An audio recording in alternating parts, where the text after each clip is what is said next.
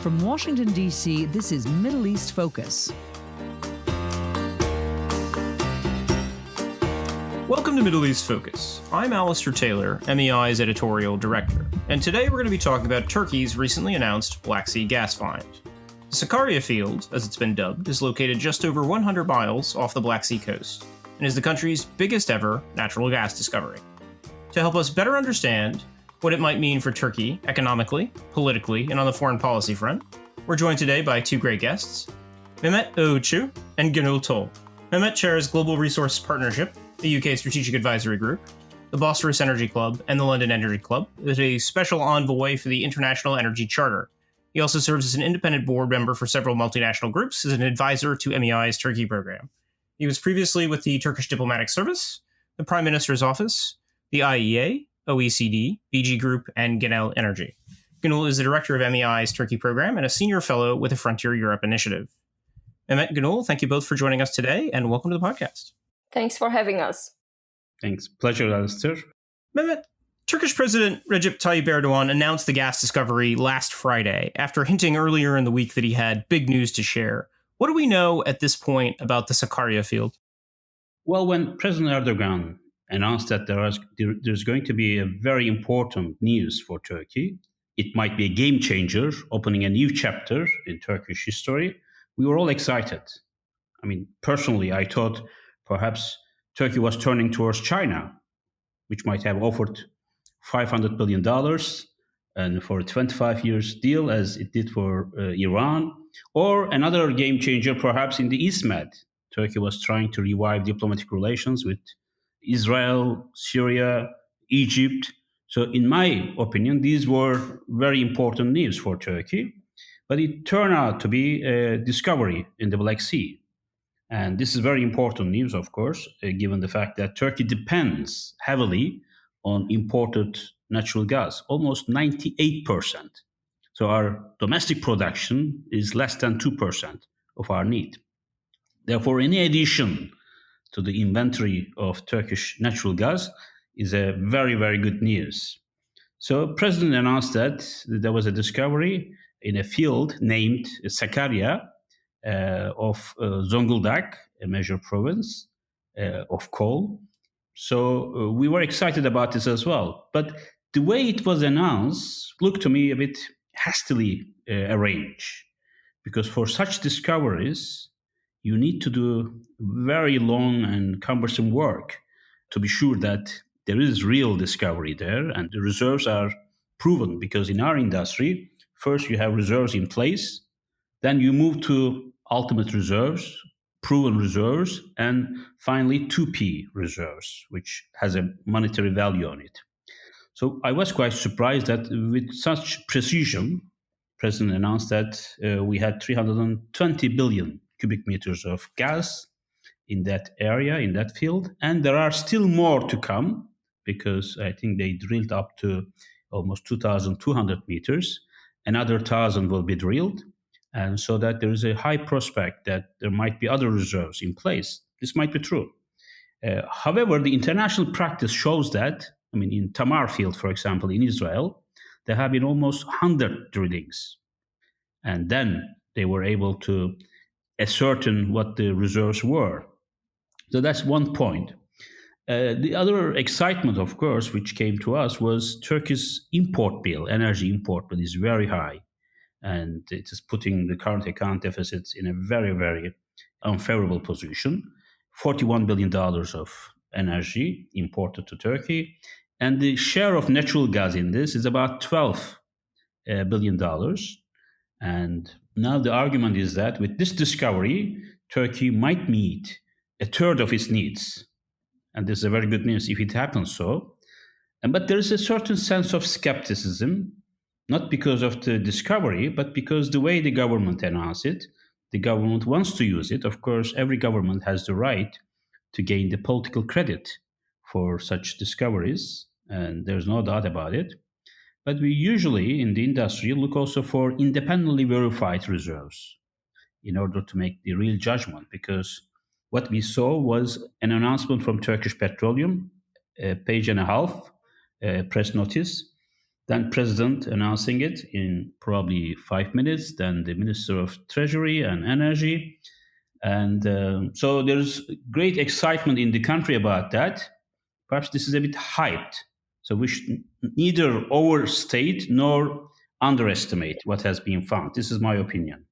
So good news, but take it with a grain of salt, perhaps. Exactly. Mehmet, Fatih Birol, the head of the International Energy Agency, has estimated the value of the field at around $80 billion, which is more than 10% of Turkey's current GDP. Kind of beyond the energy sector, I'm curious, how would you assess the kind of broader economic impact of this field? I think it was an early calculation as well. If I were in his shoes, I wouldn't make such calculations. It's too early before knowing the real dimensions of the reserve. And secondly, I think it was also indicated that Turkey will do it itself without seeking any international help. I would have my doubts here because nowhere in the world I saw any country exploring, producing, refining, and transporting its natural gas reserves on its own. Even in Russia, you have, BPs, ExxonMobil, Chevrons, Shells, and in China, I used to work for British Gas, and we worked there with CNOOC. And even in the US, in shale gas, you have so many foreign companies operating there, except Chinese, perhaps. And in Egypt, I was working on the Zohr field, and then Nur field were discovered as well. There you have a consortium of 4 companies. You have Eni, which discovered the field. Then you have BP, strengthening the power of Eni. And then you have Mubadala coming with their financial muscles. And Rosneft, unexpectedly, showing flag in East Med and bought 35% of Zohr field. So in this kind of discoveries, it is unavoidable that you have to work with international partners for technology, know-how, finance. And so I'm surprised that the approach in Ankara was that we will do it ourselves. This is going to be local and national. And so that I doubt a bit. But economically, if we find more gas, which is likely, and of course, the impact will be quite favorable for Turkey's faltering economy. I think one of the reasons why this was presented as a good news is the economic fragility is really high. And there is a need for good news to inspire people and also to boost the economy somehow. But if you overdo it, then this creates credibility problem. So I think there was a problem of balancing it.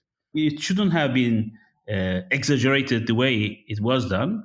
And it's not that people are not happy about it.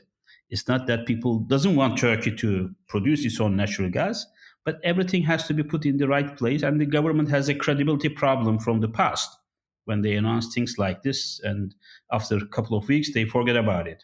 So I hope that this is going to be a much better area and handled well and without ignoring the fact that you can't do it without financial, technological, and know-how inputs coming from your international partners. And one additional point I have to underline is you also need to understand the global natural gas dynamics. What we see today is the lack of appetite for investment in natural gas production around the world. Why? Because there is abundance, there is a glut of natural gas in the market. And the demand is destroyed, distracted for a long time now. There is not enough demand to justify this big supply sitting over there. And plus, the COVID-19 also contributed to a downward trend in demand. Therefore, many companies, including ExxonMobil, Shell, BP, and even Gazprom, they decided to postpone certain projects, be in East Med or Black Sea, in Caspian and elsewhere. So in such an environment, bringing new gas to the market and at the right price, economically speaking, is a huge challenge. Of course, this gas, although the president talked about exporting gas at some point, this is, in my view, impossible, at least in my lifetime. I hope I will be wrong. because Turkey already has a demand of 48, 50 BCM of gas per year. And we import, as I said before, 98% of that. If Turkey could reduce its dependence on external suppliers, let's say to 70% or 60%, more optimistically, this will be great news in any way. I don't think that Turkey will be able to produce enough from the rough Black Sea circumstances, because it's much difficult to explore in the Black Sea than in the Isthmus that we have discussed for a long time. And therefore, I think one has to be a bit prudent and more realistic so that it will be credible. And there will be really good news for the Turkish economy and its partners around the world. But it will be more credible, as I said, if you put things in the right perspective rather than over-bloating what you have found. Gonul, I'd like to turn next to what all this means politically, as it seems like there's a healthy amount of politics involved here as well. Given Turkey's deteriorating economic situation and the Justice and Development Party's declining popularity, the timing of this discovery does seem rather convenient. Why make this announcement now, and what is Erdogan kind of aiming to achieve here? That's right, Alistair, and Mehmet put it very well. President Erdogan is in desperate need of good news. The announcement came at a time when there were in the midst of challenging dynamics, both at home and on the foreign policy fronts. At home, he faces a host of problems, including a deteriorating economic situation. Turkish lira tumbled to a record low recently, and that happened despite Turkish officials' efforts to prop up with massive sales of the country's dwindling foreign currency reserves. So that's a big problem. And Erdogan's problems are compounded by high unemployment. And there's a resurgent coronavirus pandemic in the country. After officials have told that it's under control. And there are breakaway political parties that were established by former Erdogan allies. And those parties could eat into his already waning support among conservatives. So these are the problems that he's facing on the home front. And in the past, whenever there were problems at home, foreign policy crises usually came to his rescue. Whenever he faced economic problems, whenever he faced a strengthening opposition, usually to distract attention away from all these domestic problems, Erdogan turned to foreign policy. For instance, he launched several military incursions into Syria, and it worked for a while. Those incursions gave him a bump in support in the polls of a few points. It was temporary, and yet it worked. But this time around, the foreign policy front is not going to solve his problems. To the contrary, it presents further challenges for him. In Syria, for instance, there's a deadlock. Turkey has intervened militarily in Libya and pursued a very aggressive policy in the Eastern Mediterranean. And yet, he hasn't seen results there. Turkey touted its Libya intervention as a game changer and vowed to help the Tripoli government take the central Mediterranean ports. But the fighting has stalled around these towns, and there's been a recent ceasefire announced by the Turkey-backed Tripoli government.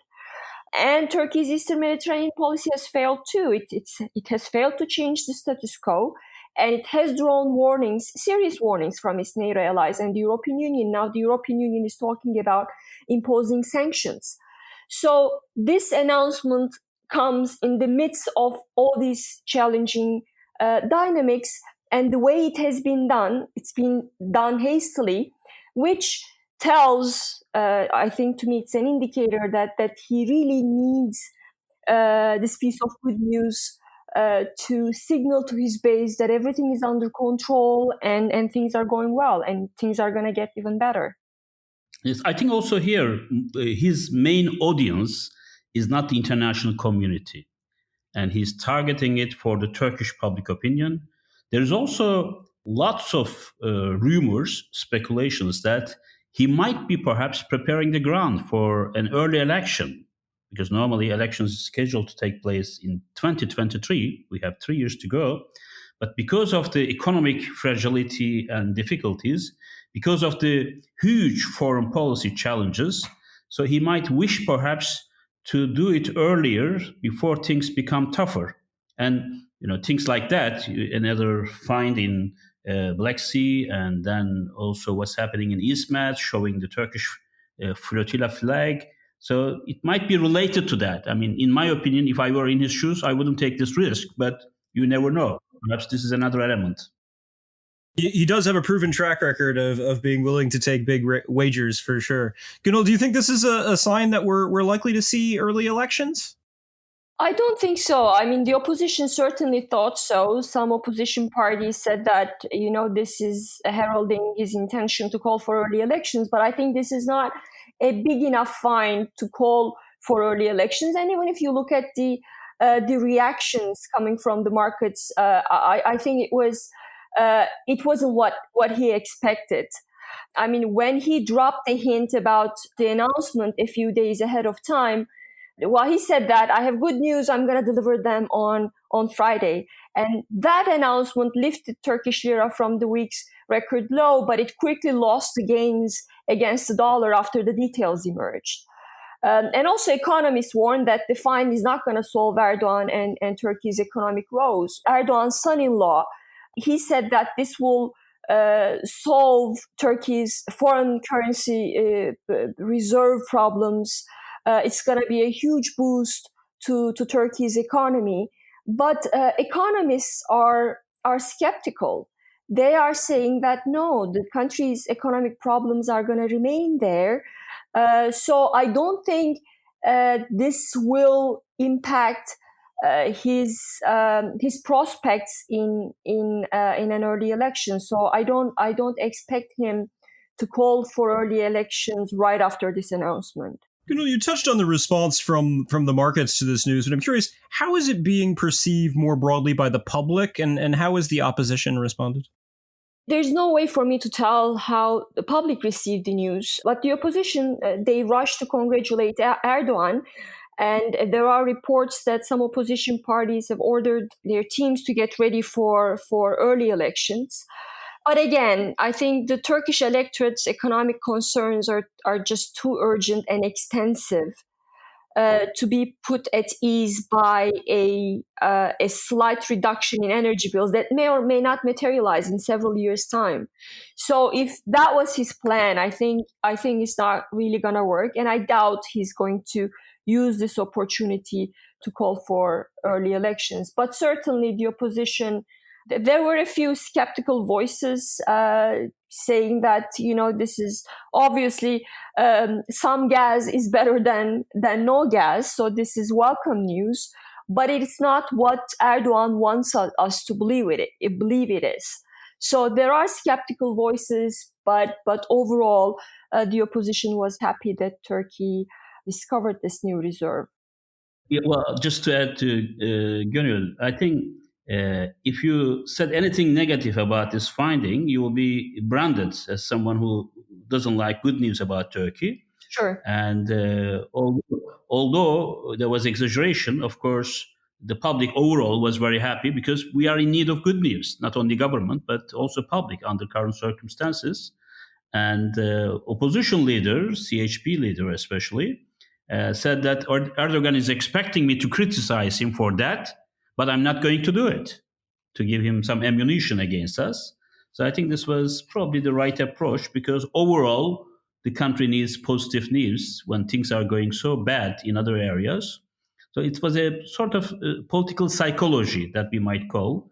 And now, as I said, it's not going to last longer than a week or two. Then we will forget about it and then move to other areas, especially the geopolitical tension that is becoming quite hot in East Med.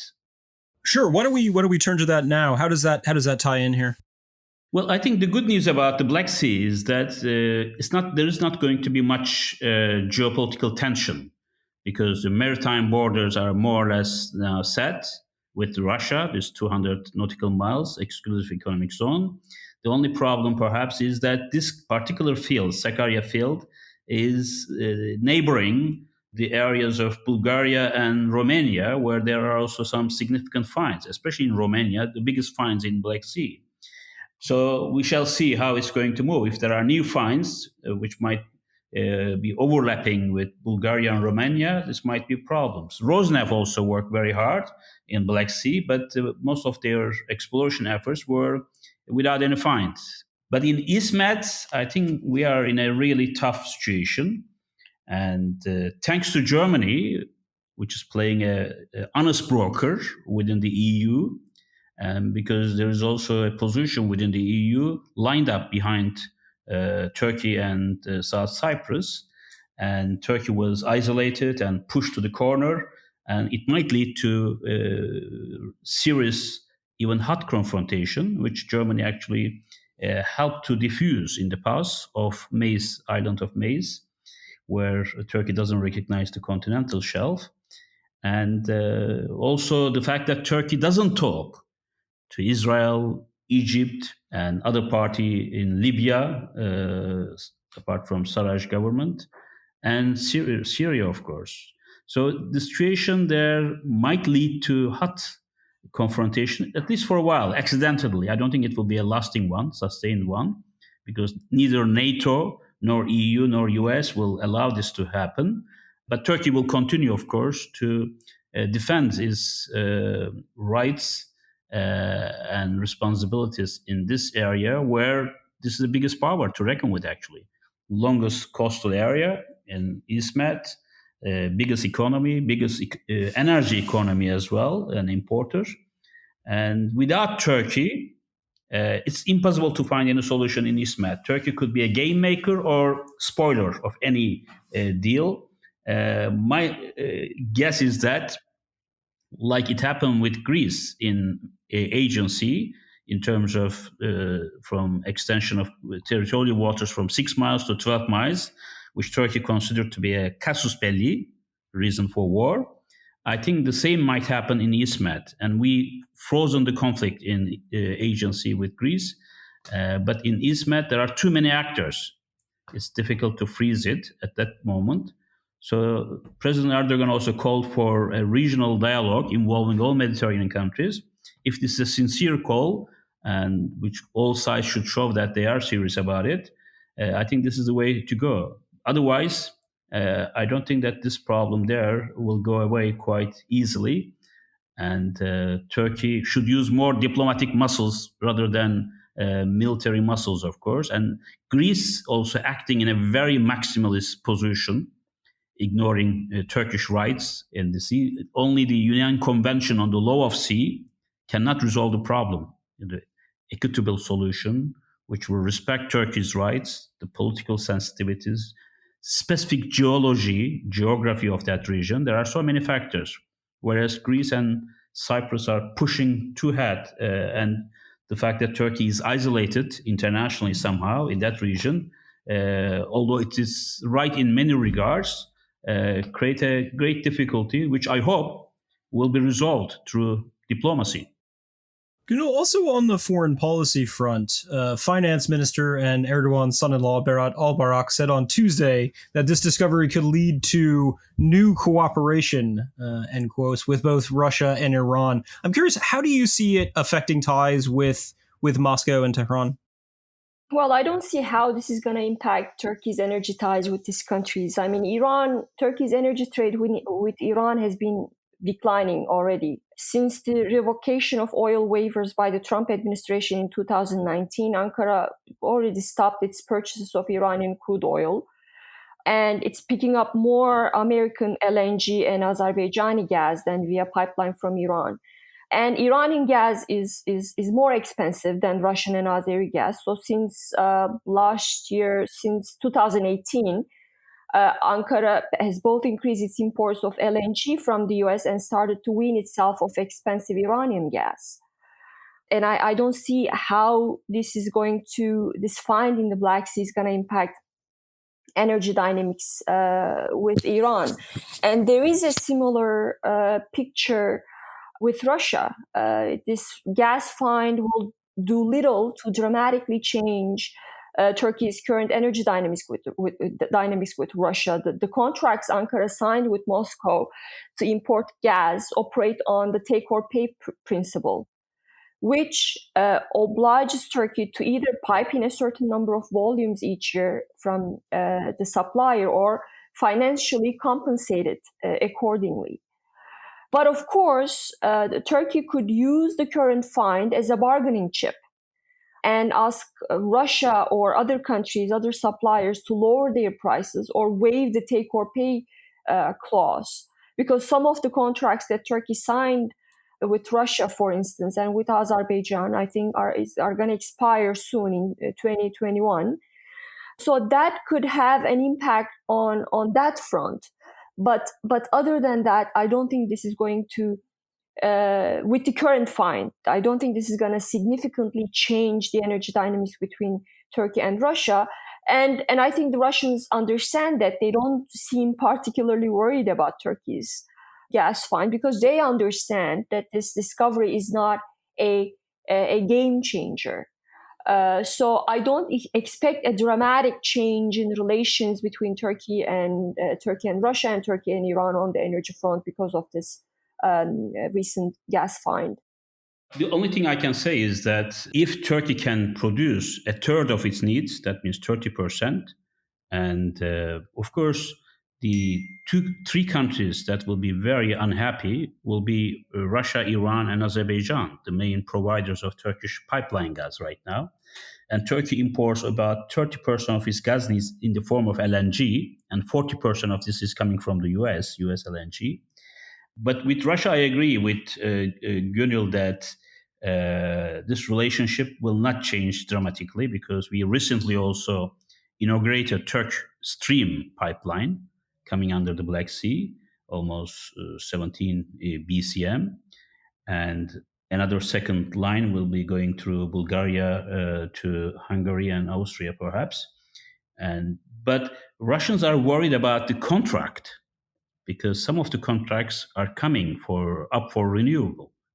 And the Gazprom contracts are very tough in terms of price, high price, almost double the price of European prices that they pay for Gazprom gas, and also inflexible.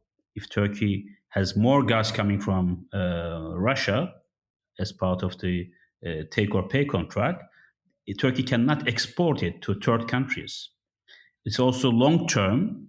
And now we have the new contractual arrangements around the world in which it's flexible, it's short term, even spot prices that you can get.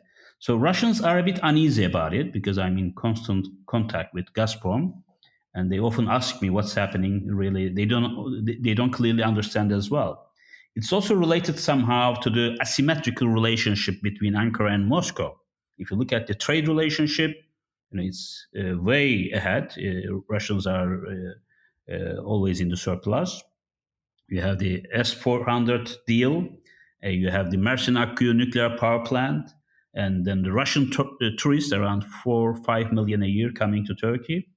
So there are many areas of collaboration. You have to see it as a package deal, but it doesn't work on an equitable basis. So it's more in favor of Russia. And Turkey wants to break this. So therefore, whether the gas deals, because Turkey is the second largest customer of Gazprom after Germany in the world. And as a result, they don't want to lose their market, almost quasi-monopoly in Turkish market. At one point, I remember that we had 55% dependence on Russian gas. Now this came down to almost 30-35%. This is a good news. This is a manageable also dependency. And they depend on Turkey, of course, buying it, and we depend on Russia selling it. But now this relationship will be gradually changing with the new dynamics in world gas markets and also Turkey's gas finds in the Black Sea, although we haven't heard anything, even a word, coming from Moscow about this finding, which is quite important. So I think their approach is wait and see. This might be perhaps a story for the domestic public, which doesn't concern us. But if there is any international implication, including for our supply to Turkey, we will speak behind the closed doors, they will say. And for Iran, it's only 10 BCM of gas we're receiving from it. In fact, with this discovery, my guess is that not by 2023, international practice is that you normally need around 7-8 years from the discovery to bringing it to end users. One exception I know personally as well, I work on that, the Zohr field of Egypt, where we had this four-party consortium, ENI, BP, Mubadala, and Rosneft. They are on a fast track, and they have finished it in 3.5 years. Huge effort. But if this is the success story, to replicate it in Black Sea, I think will be quite difficult because geography, climate is different. You don't have the finance, technological know-how, and everything else. And therefore, if Turkey start producing, let's say 10 BCM from the Sakarya field by 2025, I think it will fit very neatly because the contract will be expiring with Iran. So this 10 BCM, you could forget about it or reduce further from Russia. And however, geopolitically speaking, I don't think it's going to make huge impact, neither on Russia nor Iran. They will be watching quite carefully whether this is a hype, a bubble, or it's a real find and more reserves will be coming in the next few months. Gonul, running short of time, but any final thoughts before we wrap up? Well, presidential spokesperson Ibrahim Kalın said this week, expect more good news on the energy front. But I think after last week's good news, skeptics are not holding their breath. But I truly hope that there are more and more significant finds on the energy front that will certainly empower Turkey vis-a-vis its neighbors and will help Turkey's economy at home. Yes. Well, I just want to say one word, which might take about half an hour. One is that Turkish energy economy is being transformed. That's the reality. I think we have to give credit to the Turkish government in this regard. And renewable now is almost half of Turkish electricity generation, installed capacity especially. And so there's a silent revolution taking place in this area. If there is also progress in the natural gas field, which we are talking about, I think this will be a very, very good news for Turkish energy economy, reducing dependence, enhancing international competitiveness of Turkish industry. And also it will bring some foreign policy benefits if it is well leveraged and handled rather than exaggerating things and using it in a very forceful manner. So this might also help Turkey, as Gonul said, use these findings as a bargaining chip with Russia, Iran, Azerbaijan for better deals in the future, and becoming also a regional gas hub, which is an aspiration for Turkey for long years. There is this potential. It's not right now a regional hub. It's a regional transit, perhaps a small transit country. But there is a potential to make this happen. And such findings, if also there are more reserves, will help this goal to be achieved. We'll have to leave things there for today. But Mehmet, Gonul, thank you both for joining the podcast. Thanks, Alistair. Most welcome. All the way. And thank you as well to our audience for listening in and to our production team for their work on today's program. We will see all of you next week. This has been a presentation of the Middle East Institute. To support MEI's programs and podcasts, please donate at www.mei.edu. Thank you for your support.